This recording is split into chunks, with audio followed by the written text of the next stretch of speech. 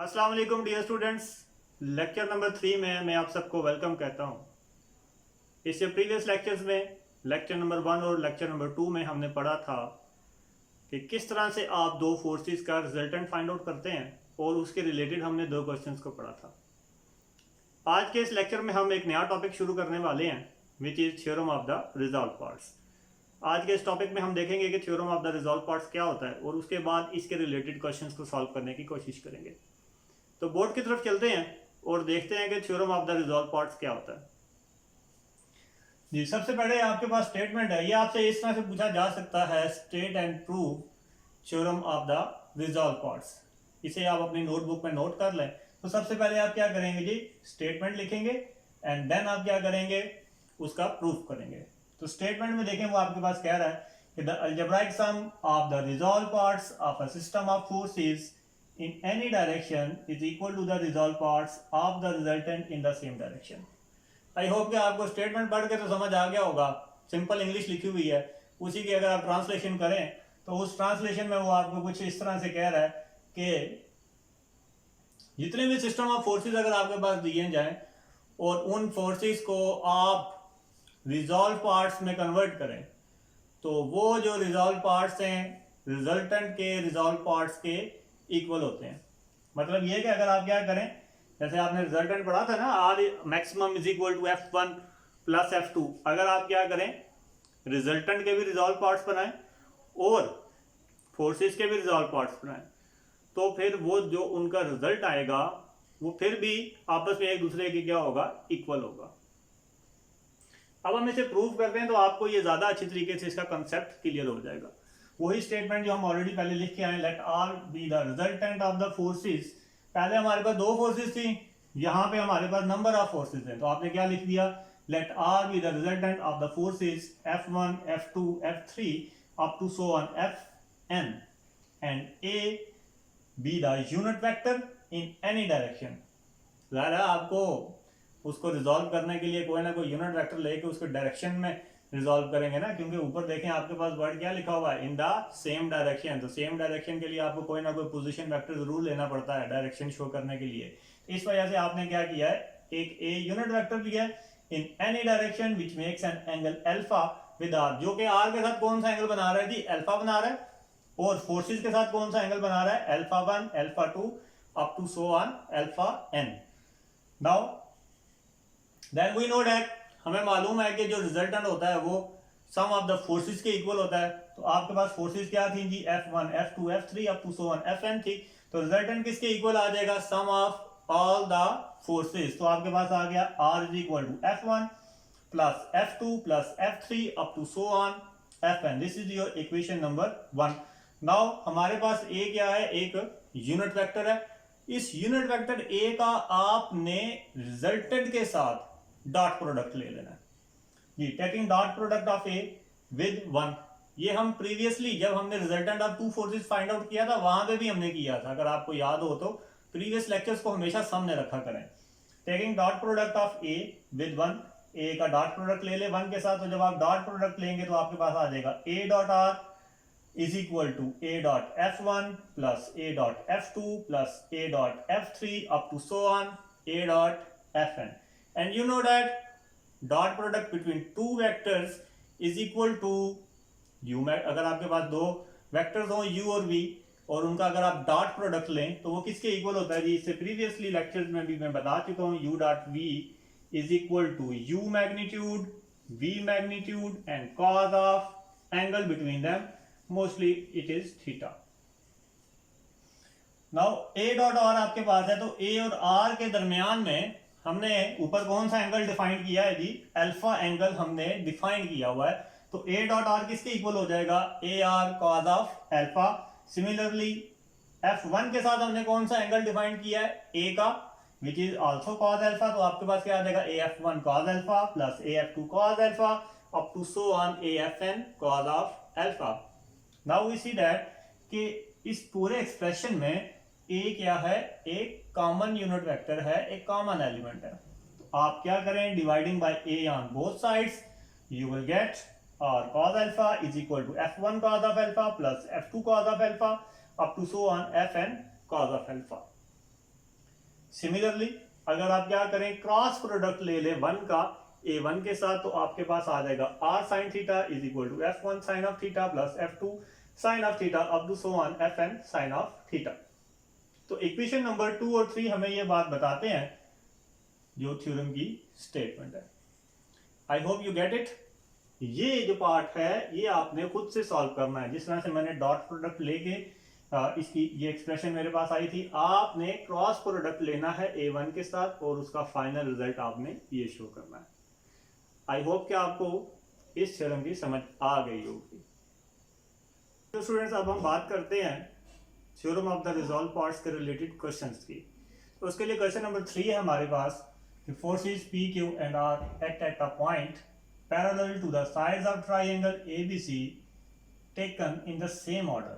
Show that the magnitude of the resultant is, आपके सामने expression लिखा हुआ है जी। वो इसमें कह रहा है कि जो फोर्सेस P के आ रहे हैं वो एक्ट कर रही हैं along the sides of triangle, और एक रेगुलर ऑर्डर में वो एक सेम ऑर्डर में वो एक्ट कर रही हैं। सेम ऑर्डर से मुराद क्या है, जैसे देखिए मैंने यहाँ बनाया हुआ कि इस तरह से एक रेगुलर ऑर्डर में आपके पास एरोस लगे हुए हैं।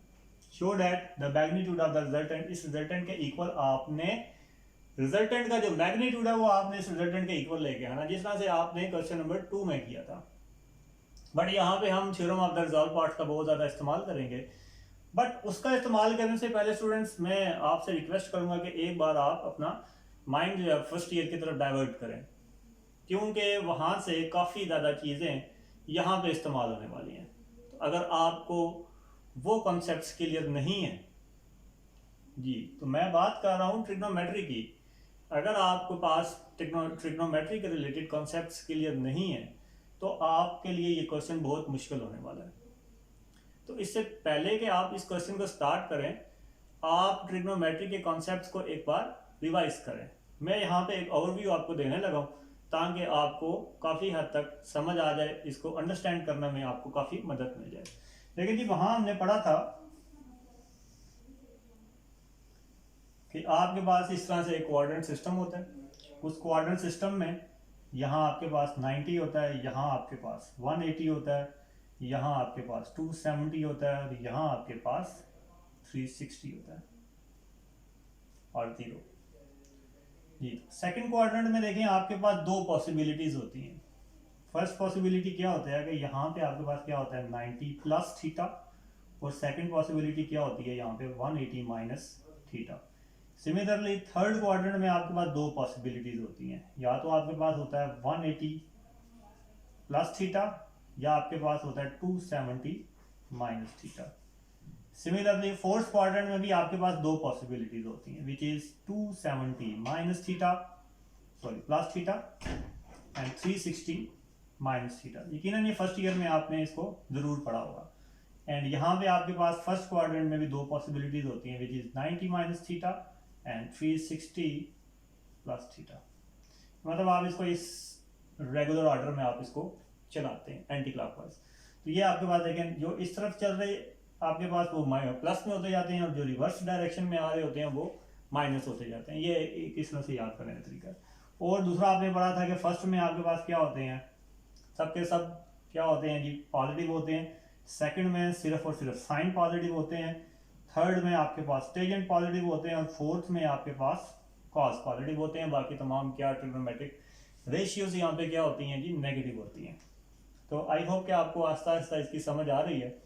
इसके अलावा आपने वहाँ पे अल्फा बीटा के फार्मूले पढ़े थे, आपने डायरेक्ट करने का तरीका भी सीखा होगा। वहाँ पे अगर साइन 180 माइनस ए लिखा हुआ है तो उसका आंसर क्या आएगा, आप चाहें तो उस पर फार्मूला लगा सकते हैं, और आपने उसे डायरेक्ट करना भी सीखा था। वो डायरेक्ट करना सीखा आपने क्या था जी उसमें कि फॉर 180 आप ट्रिग्नोमेट्रिक रेशियोज में कोई भी चेंज नहीं करते इन ट्रिग्नोमेट्रिक रेशियोज। यहाँ भी जगह कम है तो मैं आपको समझा नहीं पा रहा था इस तरह से। एंड फॉर 90 एंड 270 इसमें क्या होता था कि आपके पास साइन कॉज में चला जाता था और कॉज जो है वो साइन में चला जाता था, एंड इसी तरह सो ऑन बाकी भी दीगर ट्रिग्नोमेट्रिक रेशियोज भी चेंज होती थी। तो यहाँ पे सिर्फ साइन और कॉज है, इसलिए मैंने एक आपको छोटा सा ओवरव्यू दे दिया। बाकी आपने इसे फर्स्ट ईयर की बुक में एक बार दोबारा से रिवाइज जरूर कर लेना है। ये तो क्वेश्चन की तरफ चलते हैं। इसका सोल्यूशन देखें। सोल्यूशन में जिस तरह से हमें उसने कहा कि forces P, Q and R act at a point parallel to the sides of triangle ABC। हमने एक ट्रायंगल ABC ले ली, उसकी साइड्स पे हमने 3 फोर्सेस को ले लिया जो कि एक सेम रेगुलर ऑर्डर में है हमारे पास, मतलब P, Q एंड R। ये एक देखें आपके पास एक ऑर्डर पूरा सा बन रहा है कि यहाँ इसका एरो इस तरह से है, इसका एरो अपवर्ड एंड इसका एरो डाउनवर्ड, ये पूरी एक ट्रायंगल आपके पास बन रही है जी। इसको सिंपलीफाई करने के लिए मैंने इसके सामने भी एक आपके सामने पिक्टोरियल डायग्राम बनाई है। इसको मैं जब अप्लाई करूंगा तब मैं आपको समझाऊंगा कि ये क्या है जी। Let the forces P, Q and R act along the sides BC, CA and AB। BC किसके अलोंग एक्ट कर रही है? P फोर्स कौन सी साइड के अलोंग एक्ट कर रही है? BC के। इसी तरह से Q फोर्स कौन सी साइड के एक्ट कर रही है? अलोंग CA फोर्स के। और R फोर्स जो है ये किसके अलोंग कर रही है? AB फोर्स के। Of a triangle ABC taking one way round, we take BC along x axis। हमने BC को x axis के along सपोज कर लिया, जो ले लिया उससे। एक फिक्स आपको करना पड़ता है इसमें। Let f be the magnitude of the resultant। हमने यहाँ पे let कर लिया कि f क्या है, रिजल्टेंट का क्या है, मैग्नीट्यूड है। वहां जैसे r था यहाँ पे हमने क्या ले लिया? f ले लिया। तो f इज इक्वल टू आपके पास आ गया square root of f of x square plus f of y square. Now students अब हम यहाँ पे बेसिकली क्या करेंगे? f ऑफ x की वैल्यू मालूम करेंगे और f ऑफ y की वैल्यू को मालूम करेंगे और इस इक्वेशन नंबर 1 में इसे पुट कर देंगे, इसे 1 का नाम दे दें। ठीक है जी। सबसे पहले हम क्या करेंगे? f ऑफ x की वैल्यू मालूम करेंगे। f ऑफ x का क्या मतलब है? f ऑफ x का मतलब है sum of the resolve parts of forces along x axis. इसी तरह f ऑफ y का मतलब है sum of all the forces along y axis. तो सबसे पहले देखें x एक्सिस के अलोंग जो फोर्सेस है उनका सम हम किस तरह से लिखेंगे। हमारे पास टोटल 3 फोर्सेस हैं। First one is P, Q and R। ये 3 फोर्सेस हैं हमारे पास। तो देखें जी P जो फोर्स है ये एक्ट कर रही है along x axis which is BC। तो आपके पास क्या आ गया? P cos of 0, because B का तो कोई एंगल ही नहीं बन रहा, तो वहां आपने क्या लिख दिया? P cos of 0 plus Q। अब ये Q फोर्स देखें ये Q फोर्स है हमारे पास। मैंने इसको ये डायग्राम मैंने इसीलिए बनाई है। देखें यहाँ पे ये P फोर्स आपके पास हो गई अलोंग x एक्सिस, ये Q फोर्स आपके पास ऊपर की तरफ जा रही है और ये R फोर्स आपके पास नीचे डाउनवर्ड आ रही है। तो ये मैंने वही शेप यहाँ पे बना दी। अब देखें P फोर्स जो है वो अलोंग क्या x एक्सिस है और इसमें एंगल आपके पास 0 है, तो आपने क्या लिख दिया? P cos 0। अब ये Q फोर्स देखें हमारे पास ये कहाँ एक्ट कर रहा है जी? अगर मैं यहाँ पे एक क्वाड्रेंट सिस्टम बनाऊं तो आपको नजर आ रहा है कि ये जो Q फोर्स है ये सेकंड क्वाड्रेंट में एक्ट कर रही है। ठीक है ना? ये Q फोर्स कहाँ एक्ट कर रही है जी? सेकंड क्वाड्रेंट में। And we know that second quadrant में हमारे पास ये पॉसिबिलिटी बनती है विच इज 180 माइनस थीटा। तो आपने यहाँ पे क्या लिख दिया? Q cos 180 minus theta and R cos। अब देखें R जो फोर्स है ये कहाँ पे लाई कर रही है जी? थर्ड क्वाड्रेंट में लाई कर रही है। तो थर्ड क्वाड्रेंट में हमारे पास क्या है? 180 प्लस थीटा। तो आपके पास क्या आ जाएगा? R cos 180 प्लस B आपके पास आ गया। B क्यों लिखा? क्योंकि इसके साथ कौन सा एंगल बन रहा है जी? हमारे पास R के साथ B बन रहा है। I hope you understand it. अगर आपको इसकी समझ नहीं आई तो आप मुझसे दोबारा से ये पूछ सकते हैं। Now we know that cos 0 is equal to 1, so P multiplied by 1 which is equal to P and cos 180 minus C। Ji students ये आप चाहें तो इस पे फार्मूला लगा लें cos अल्फा माइनस बीटा, या अगर आपको डायरेक्ट करना ये आता है, जैसा कि हमें मालूम है कि 180 के केस में ट्रिग्नोमेट्रिक रेशियोज जो है वो चेंज नहीं होती, तो आपके पास cos एज इट इज आ गया। और उसके बाद 180 माइनस सी जो है ये हमारे पास कौन से क्वाड्रेंट में लाई करता है जी? 180 माइनस थीटा ये हमारे पास लाई करता है जी सेकंड क्वाड्रेंट में। तो सेकंड क्वाड्रेंट में cos हमारे पास क्या होता है? नेगेटिव। तो यहाँ आपके पास क्या आ जाएगा? Minus. Similarly plus R cos of 180 plus beta लिखा हुआ है। अब 180 प्लस बीटा देखिए कौन से क्वाड्रेंट में लाई करता है? Which is third. तो अगेन यहाँ पे cos क्या होता है? नेगेटिव होता है। तो सबसे पहले पॉजिटिव किसमें चला गया? नेगेटिव में, and R cos of beta आ गया। सिमिलरली अब आप क्या करें जी? क्योंकि आपको वैल्यू f ऑफ x की बजाय f ऑफ x स्क्वायर की चाहिए थी, तो taking square on both sides, तो आपने क्या कर लेना? बोथ साइड्स पे स्क्वायर कर लेना। तो ये फार्मूला आपको पता है कि a minus b a minus b minus c whole square किसके इक्वल आपके पास आ जाएगा। बेसिकली ये फार्मूला होता है a plus B plus C whole square का। इस फार्मूले को लिखने के लिए मैं इसको रेस करना पड़ेगा, या चले यहाँ पे लिख लेते हैं।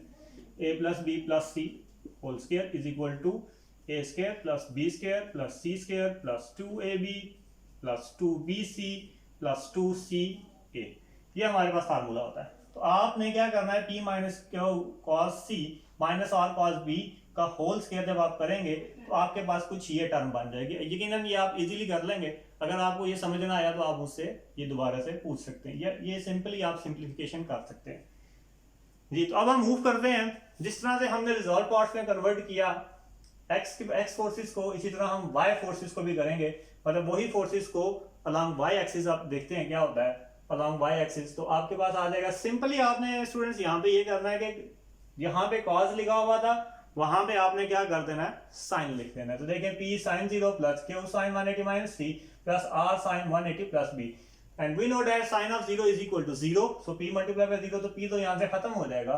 And q sin 180 minus c, 180 के केस में आपके पास ट्रिग्नोमेट्रिक रेशियो वो उसी तरह से रहती है, तो q sin c आपके पास आ गया। And 180 minus c, 180 minus c देखें हमारे पास सेकंड क्वाड्रेंट में लाया करता है। तो सेकंड क्वाड्रेंट में साइन हमारे पास क्या होता है जी, पॉजिटिव होता है। तो आपके पास आ जाएगा q sin of c minus r sin of b। Similarly इस केस में भी यही है कि 180 प्लस b, देखें 180 प्लस b थर्ड क्वाड्रेंट में लाया करता है। तो थर्ड क्वाड्रेंट में हमारे पास साइन क्या होता है जी, नेगेटिव होता है। तो ये प्लस किस में चला जाएगा, माइनस में चला जाएगा। So f of y is equal to q sin c minus r sin b।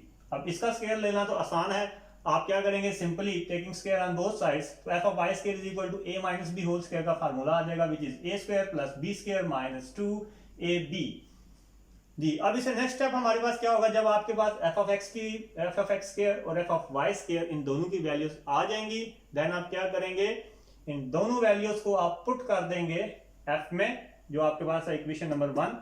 इसमें जब आप f of x पुट किया, f of y दोनों वैल्यूज आपने पुट कर दिया। अब अगला स्टेप हमें पता है कि सिंप्लीफिकेशन में हम क्या करते हैं इस तरह के केस में, कि हम p स्क्वायर टर्म्स को, q स्क्वायर टर्म्स को, मतलब जो सिमिलर टर्म्स हैं उन्हें क्या कर लेते हैं, एक साथ कर लेते हैं, और अगर उन्हें कोई कॉमन निकल रहा है तो आप उसे क्या ले लेते हैं, कॉमन ले लेते हैं। सो यहाँ पे देखेंगे p स्क्वायर वाले टर्म यहाँ पे और कोई भी नहीं है, तो आपके पास क्या आ जाएगा, p स्क्वायर प्लस, अब q स्क्वायर वाली टर्म्स देखें आपके पास कौन कौन सी है, एक q स्क्वायर ये हो गया, एक q स्क्वायर ये हो गया, बस दो ही है। तो आपके पास आ जाएगा q square is equal to cos square c plus sin square c। ये आपके पास क्लियर हो गया। प्लस अब r की बात करें, अब r देखें r कहाँ पे है, एक r स्क्वायर ये हो गया एंड एक r स्क्वायर आपके पास ये हो गया। तो इन दोनों में से आपने r स्क्वायर कॉमन लिया तो आपके पास आ जाएगा cos square b plus sin square b। Now minus 2p, आगे देखें ये आपके पास अकेला ही है, माइनस 2p यहाँ पे क्या हो गया, minus 2p Q cos of c। उसके बाद क्यू आर वाली टर्म्स देखें, क्यू आर ये दो टर्म्स हैं क्यू आर वाली, ठीक है। तो क्यू आर आपके पास आ गया जी 2 q r into cos b cos c minus sine c sine b, ये आपने लिख दिया। एंड 2pr ये भी अकेला है जी, ये भी एज इट इज आ गया जी। तो स्टूडेंट्स हमें मालूम है कि cos square c plus sin square c ये 1 होने वाला है, तो आपके पास आ जाएगा p square plus q square plus r square minus 2p q cos c minus 2p r cos b, यहाँ पे r आता है जी, एंड प्लस 2 q r। अब देखें स्टूडेंट्स ये आपने फार्मूला पढ़ा हुआ है फर्स्ट ईयर में, cos alpha cos beta minus sin alpha sin beta which is equal to cos alpha plus beta. यहाँ पे ये b जो है ये अल्फा एक्ट कर रहा है, ये c जो है वो बीटा एक्ट कर रहा है, तो आपके पास आ जाएगा 2qr cos b plus c। ये तो स्टूडेंट्स यहाँ तक देखें इतना हमने प्रूफ कर लिया है, अब सिर्फ बात रहेगी इतनी। So we know that sum of the three angles, यहाँ पे जो आपके पास एंगल दिए हुए a b and c, sum of the three angles is equal to 180। So a plus b plus c is equal to क्या आ जाएगा आपके पास 180। यहाँ पे आपके पास एंगल है b प्लस c, सो यहाँ से b प्लस c की वैल्यू फाइंड आउट करना इजी है। आप a को क्या करें, दूसरी साइड पे ले जाएं तो क्या आ जाएगा आपके पास 180 माइनस a। इस b प्लस c की वैल्यू को आपने यहाँ पे पुट कर देना है, तो आपके पास आ जाएगा plus 2qr cos 180 minus a। Again आपके पास देखें जी cos 180 माइनस a आ गया, तो cos 180 के केस में ट्रिग्नोमेट्रिक रेशियो जो है वो चेंज नहीं होगी एंड 180 माइनस ए आपके पास सेकंड क्वाड्रेंट में लाई करता है और सेकंड क्वाड्रेंट में हमारे पास साइन के अलावा बाकी तमाम ट्रिग्नोमेट्रिक रेशियोज नेगेटिव होती हैं, तो यहाँ आपके पास क्या आ जाएगा, माइनस आ जाएगा। तो स्टूडेंट्स अब इसकी जरा आप एक समरी सुन लें, ठीक है। सबसे पहले आप क्या करेंगे, f is equal to f of x square plus f of y square ले लिया, जो कि आपके क्वेश्चन की डिमांड थी।